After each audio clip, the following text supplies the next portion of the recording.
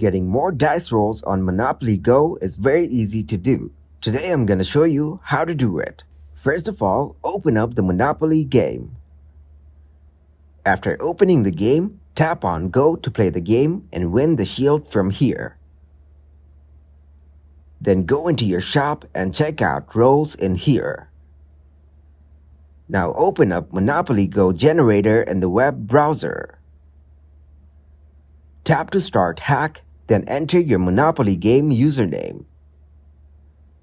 Choose your platform, select the dice amount and click to continue.